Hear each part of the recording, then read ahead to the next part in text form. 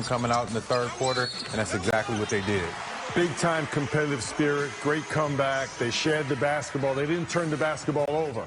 So they did a really good job there. As you said, Bonte, after making one three-point shot in the first half, they went 6 for 7 in that third quarter to actually take the lead. Too much spurt from the sixes in the fourth quarter. But I think being down Steph Curry and getting down by 24, really impressive comeback. No doubt about it. The 18-5 run there in that third quarter to take a lead. They had a lead early in the fourth quarter, but the Sixers here in crunch time, as we look at this video, go on a 10-2 run to take control of the game, and they are just so active defensively, long, athletic. So I'm going to put that out there, but I thought he made some big-time shots. Milton, Bradley was nice all night around the basket, just putting things back in there. And Ben Simmons, you know, he set the tone early, and everybody else just followed his lead. A Doc Rivers team, they play to their strengths. They stay away from their weaknesses. Ben Simmons doesn't shoot the three well, so he doesn't shoot it. He uses his speed, his great ball handling. He's ambidextrous. He gets into the lane for those little floaters and finishes. And by also doing that, he collapses the defense. He kicks out to his three-point shooters.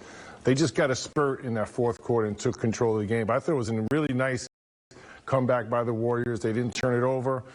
Defensively, they did a solid job. And they found points throughout the game, just not enough in the fourth quarter. Darrell, watching this Philadelphia team tonight, they're #1 in the Eastern Conference. No Embiid tonight, no Seth Curry. Embiid's playing like an MVP. Can this team compete with the Brooklyn Nets when it's all said and done in the Eastern Conference? I think so. I think they're missing a big piece in Joel Embiid, and he's one of those guys that's going to take those big men out around the perimeter. He's going to play inside as well. You got Ben Simmons, and we talk about their length and their size. They're a big team, so I think they could go out there and compete with anybody in the Eastern Conference. I won't say that they can beat the Nets right now. It's something I definitely want to see, but I think they can definitely match up well because they defend at a high level as well. I think they have a chance to beat Brooklyn. I think they'll be in the finals, right? But Embiid, just like Steph Curry, that's their MVP.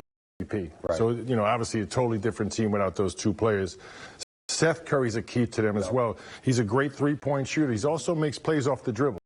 Don't underrate that. He's a very good playmaker. But what Doc Rivers has done with Embiid, he's put him on the block more. He does shoot threes occasionally, but he does his work first and foremost on the block. And he works his way out. But, you know, he forces double teams. Yep. And then Tobias Harris, Seth Curry, and their other Green. All those three-point shooters are out there. So it's a huge difference when Embiid's in the lineup. No doubt. Let's talk about Kelly Oubre Jr. for a second because he's been in a bit of a funk here. Tried to break out of it Saturday night in the second half against the Memphis Grizzlies. And tonight, early on, he was struggling with the shot. But I thought he got going here, Darrell. 24 points, 10 rebounds, got to the rack, 2 of 4 from the three-point line. I like what I saw from Kelly Oubre Jr. tonight. Yeah, I thought he had a great game, and I thought in that second half he was a big reason of that comeback.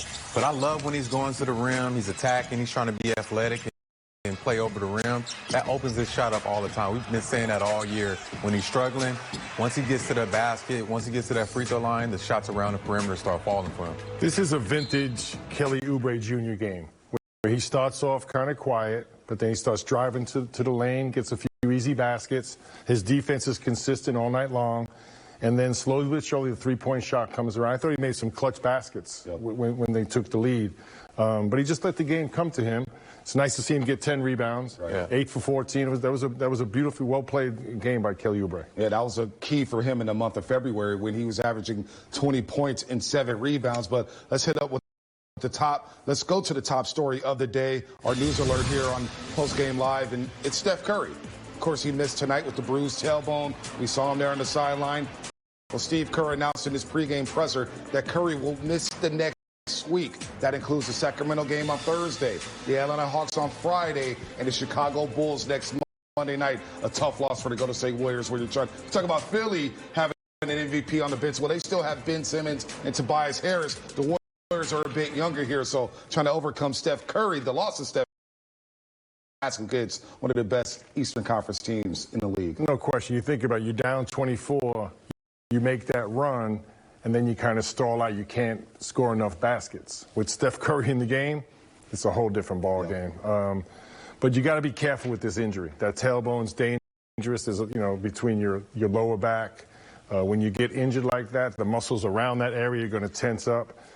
So you got to be careful with this for sure. So you got to take his time and make sure he's healthy when he does come back. Yeah, he definitely needs to take his time, but the biggest thing is they're going to miss those 30 points. I think they have 2 winnable games, and maybe even the Hawks, they can give them a good fight. I know they're rolling right now, but it's some winnable games coming up, and they're definitely going to miss him in that lineup, you know, bringing that leadership, bringing that closer mentality. So hopefully he gets well.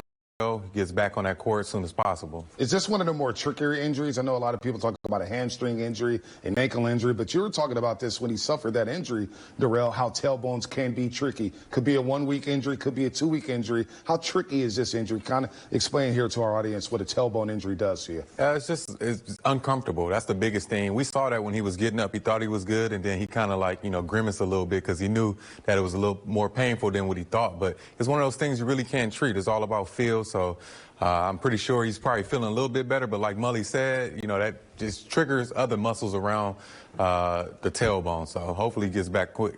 Most people at some point in time have some back pain, and it's excruciating. And the thing is, your core here is connected to everything, be your hamstrings, your quads, and that's what sports is all about, your core strength and core health. Man, tough blow for Steph Curry and the Golden State Warriors. They lose their second straight as we look at our Toyota drive ahead at the Western Conference standings here. And the Warriors with the loss, they fall 3.5 behind the Portland Trailblazers as they try to avoid that play-in tournament. Still up on the Memphis Grizzlies. But you see them behind Dallas now, a game and a half. They split that series down in Dallas. San Antonio still hanging around that 7th spot. So a tough loss for the Warriors as they still try to compete for the NBA playoffs. And we'll see if they can get back on track Thursday against the Sacramento team that doesn't play a lot of defense. They don't play defense at all. They gave up a lot of points to the same Philadelphia Sixers team. So the trade deadline is Thursday, high noon here on the West Coast. Will it be active? Will it not be? Mullen, what's your feel for the NBA trade line this year, considering all the protocols with COVID-19, no fans in the arena? Will teams want to spend extra cash? Lakers hurt right now, so it may change the thought process of some teams in the Western Conference. Well, you always have buyers and sellers, and the teams that think they can make a run, they're going to be trying to add to their roster to bolster them up. The Western Conference is all jammed up, so they're going to be looking for that one player that can, you know, make a decisive change in their team. As far as the Warriors are concerned, obviously the one player, because of his expiring contract, is Kelly Oubre. I think he's a great fit here, but he's also covered around the league. The fact that he has an expiring contract, if you don't think you can retain him, you probably want to move him to get something to move forward with. Whether, you know, there's been a lot of speculation of who those players are, whether it be Aaron Gordon. They talked about a guard out there. Bogdanovich with that. Bogdanovich from Atlanta. Those players make sense because they can fit in the way Steve Kerr plays, but also they're under contract. So you can use the rest of this year to get them integrated into your culture, but you also the players that you want to move forward with. That's kind of the thought process. Darrell, what is it like at the trade deadline as a player? Kelly Oubre Jr. going through it all season long. Put up some good numbers tonight, 24-10, but knowing in the back of his mind, and this may be the last game I'll ever wear Warriors uniform here. What is that what is that like as a player to have your name in trade rumors every single day and the trade deadline's coming up? How tough is it to focus on the game? How tough is it to go out there and compete, knowing that in the back of your mind it may be your last game with that organization? It's super tough because you come in, you put so much into the game, you want to execute the game plan, you want to do what you can for the team, and then you hear